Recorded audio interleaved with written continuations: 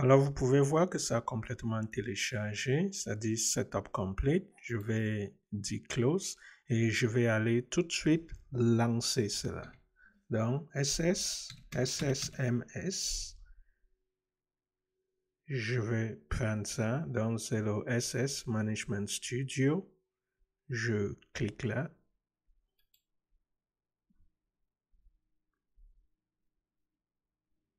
Donc, voici le logiciel, la version que nous avons téléchargée et installée.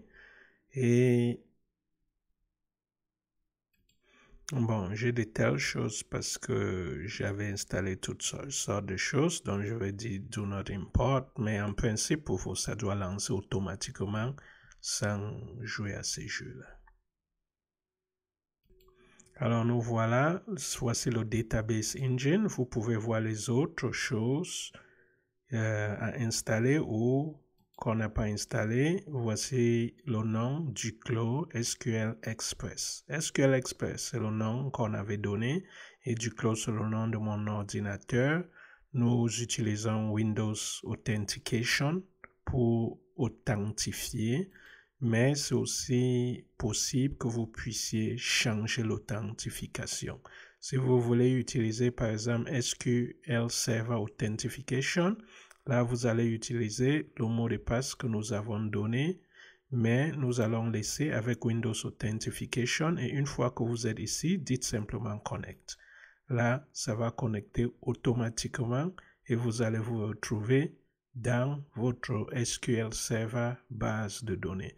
Donc, nous allons gérer nos bases de données à partir de ça. Bon, comme vous voyez, il n'y a rien ici. La chose que nous allons faire maintenant, c'est de télécharger Power Query. Et si vous avez déjà Power Query comme moi, donc si vous ne l'avez pas, vous pouvez venir tout simplement là, aller sur Google et télécharger Power BI. Donc, Power BI Download. Donc, cliquez là pour télécharger Power BI. La meilleure façon de le télécharger, c'est d'utiliser le store de Google. Donc, si je viens tout de suite ici chercher Microsoft Power BI Desktop, c'est le desktop que je vais télécharger, pas les autres. Si je clique sur Download, ça me permet Open Microsoft Store d'aller ouvrir la boutique Microsoft et de télécharger à partir de la boutique. Donc, c'est la façon idéale de le faire. Mais vous voyez, j'ai déjà téléchargé. C'est pour cela que vous voyez, ça me dit Open, plutôt de le lancer parce que je n'ai plus besoin de le télécharger. Mais si vous n'avez pas téléchargé, vous allez sûrement voir le bouton de téléchargement ici et là, vous allez pouvoir le télécharger. Mais donc, je vais cliquer tout de suite là pour lancer Microsoft Power BI. Et vous allez voir que Power BI a fait des petites modifications et nous allons voir comment mettre à jour notre Power BI afin d'avoir pratiquement la même chose quand nous allons commencer à travailler. Bon, je vais cliquer ici, New. Je ne veux rien de récent, je veux quelque chose de nouveau. Vous allez voir par exemple, si vous avez l'ancien Power BI, vous n'allez pas voir cette partie ici. Donc, je suis sur Home, vous n'allez pas voir ça. Alors, je vais vous montrer comment faire pour mettre votre Power BI à jour pour que ce soit exactement comme. Alors, une fois que vous êtes ici, nous allons aller sur Fichier, File, et nous allons prendre Options and Settings. Donc, c'est les options. Et là, je vais prendre Options. Et une fois que nous sommes dans Options, ça peut prendre un peu de temps, mais nous y sommes. Nous allons regarder Preview Features. Je clique sur Preview Features. Une fois que nous sommes là, vous allez chercher On Object Interactions. En tout cas, vous pouvez voir tout ce que j'ai choisi, mais ça, il faut absolument le cocher. Et une fois que vous allez cocher, maintenant, il faut relancer votre Power BI. Donc, fermez et relancez-le à nouveau et ça va faire le travail. Je n'ai pas besoin de le faire parce que j'ai déjà la nouvelle version. Alors, vous êtes obligé de le relancer et nous allons voir comment faire pour vous connecter à SQL Server. Donc, tout de suite, je vais créer une petite base de données et on va l'utiliser pour jouer. Alors, ce que nous allons faire maintenant, c'est d'aller dans le répertoire où j'héberge mes données et mes codes. En fait, j'ai commencé à le faire à partir de cette année. Nous allons aller sur GitHub et nous allons choisir, prendre les codes et nous allons utiliser les codes pour jouer. Mais avant de le faire, nous allons cliquer sur New Query. Dès que nous cliquons là, ça nous donne la possibilité de commencer à mettre notre code ici. Alors, sans plus tarder, nous allons aller sur GitHub. Ce que vous allez faire, c'est simplement saisir GitHub /gduclos. Donc, voici mon GitHub, GitHub /gduclos. Et une fois que vous êtes ici, cliquez sur répertoire pour voir les différents répertoires que j'ai. Nous allons utiliser SQL Mastery for Data Analytics.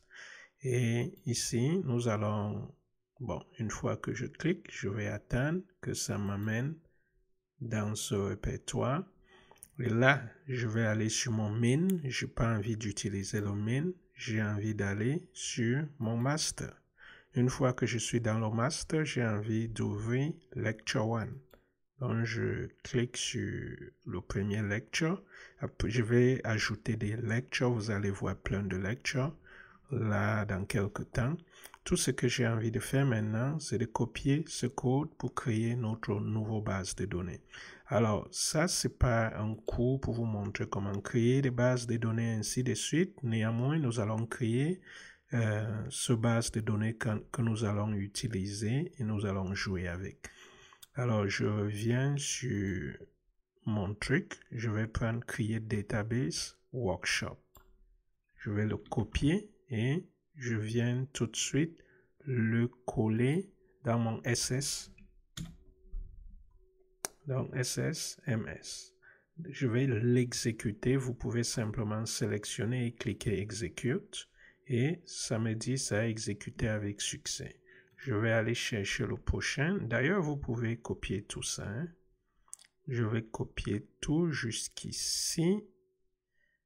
Ok, je vais m'arrêter là. Là où il y a le point virgule. Je vais le copier avec CTRL-C sur mon clavier. Et je viens ici. Je vais descendre là. Et je vais coller tout ça. Alors, juste le temps d'ajuster ça. Ok. Alors, je viens là en haut. Je viens de créer Workshop. Maintenant, je vais dire Use Workshop. Donc, j'ai dit Create Database et je donne le nom. Vous pouvez donner n'importe quel nom, mais j'ai choisi de donner Workshop. Et une fois que j'ai donné Workshop, j'ai envie de dire Use Workshop. Si vous ne voulez pas dire Use Workshop, vous pouvez venir ici, choisir Workshop 1. Ça vous, ici, on l'a créé. Parce que sinon, vous allez vous mettre, si vous commencez à exécuter ça, vous pouvez vous retrouver en train de détruire certaines bases de données qui sont des bases de données système. Vous ne voulez pas le faire. Alors, rassurez-vous que vous donnez Use Workshop. Je le sélectionne, je clique sur Exécuter et ici, ça me dit Incorrect Syntax. Alors, on va voir pourquoi ça dit ça. Alors, super, je me rends compte qu'il y a une erreur. Ça doit être Use Workshop. Alors, je vais update ce code. La prochaine fois que vous allez venir, vous n'allez pas voir ça parce qu'il y aura déjà une mise à jour sur ce code. Alors, tout de suite, je vais dire Workshop. Il faut que ça saute. Ça doit être Use Database. On l'a créé. Alors, on va le faire. Exécuter. Maintenant, vous pouvez voir Workshop apparaît tout de suite. Alors ici, c'est la syntaxe. On va dire Create Table Products. On va créer une table de produits. Alors, je le sélectionne et je lance. Je sélectionne le prochain. Donc non seulement voici les produits. Notre table de produits aura le Product ID, matricule de produit, nom de produit et le prix. Ici, nous voulons avoir les clients. Ça sera une table très simple. Et ici, nous voulons avoir une table de commandes, table assez simple. Et ici, nous allons avoir une table où nous allons un peu détailler les commandes. Donc, je vais le sélectionner, le lancer. Et maintenant que nous avons créé ces tables, donc vous pouvez cliquer ici pour Refresh. Et nous allons cliquer ici pour voir les différentes bases de données. Nous avons Workshop. Nous allons cliquer ici et aller sur Tab. Vous allez voir les tables que nous avons créées. Customer, détail de commandes, les produits. Et maintenant, nous allons peupler ces différentes tables. Alors, pour la première table, nous allons venir ici. Donc, ça, c'est la table de produits. Je veux mettre simplement 5 produits. Si vous voulez ajouter, j'y vais là, exécuter, ça peuple la première table. Assurez-vous toujours que ça complète avec succès. Et nous avons 5 rows qui ont été affectés. Ici, ça doit être 4 rows parce que nous avons 4 clients. Vous voyez 4 rows. Ici, nous avons 4 clients. Nous voulons... Oui, je vais lancer, exécuter. Ça, c'est les commandes. Et ici, nous avons environ 7. Nous allons voir ces détails-là. Exécuter. Super. Je vais rentrer dans mon GitHub pour voir ce qui est là. Alors, nous avons peuplé. Donc, juste pour commencer avec une syntaxe SQL de base, vous savez, SQL a une syntaxe assez simple. Mais avant de lancer cette syntaxe, l'objectif de ce cours, c'est de voir comment, quand vous avez votre base de données, comment connecter cela à Power BI. Et alors, nous allons faire cette connexion tout de suite, étant donné que nous avons des tables. Mais nous pouvons vérifier s'il y a un contenu dans ces tables. Nous allons lancer le code très simple qui est select. Je vais utiliser étoile. Nous voulons sélectionner tout de quoi? From. Je vais d'abord prendre produit. Products. Et je vais sélectionner et exécuter.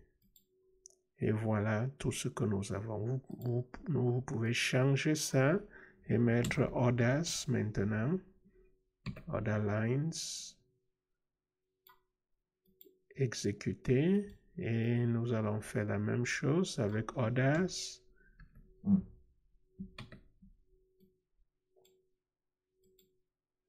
Et finalement, nous allons le faire avec customers. Super. Donc, tous ces 4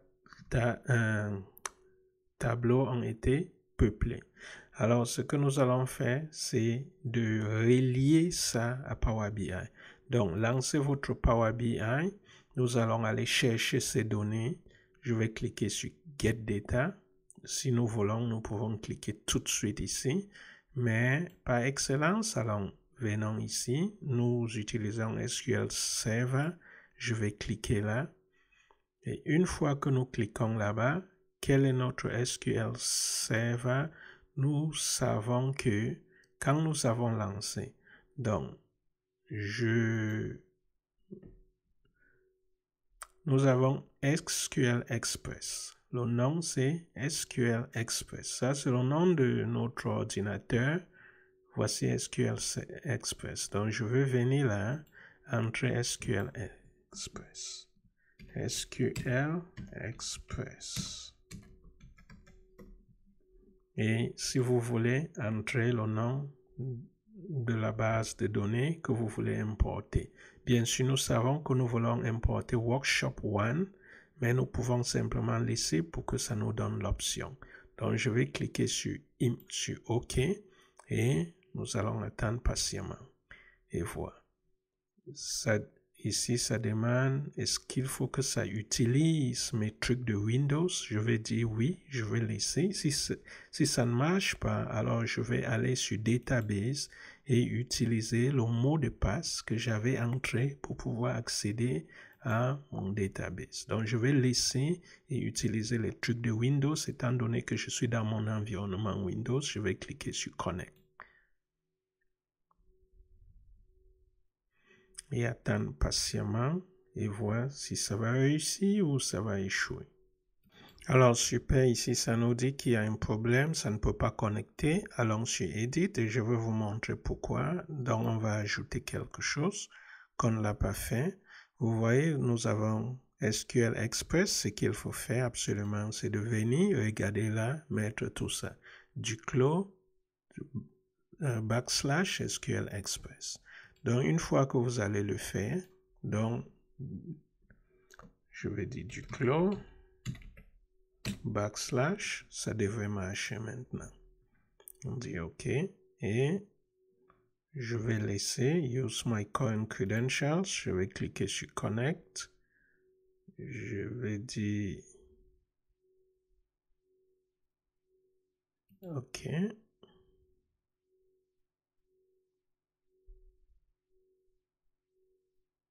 OK, super, nous sommes là.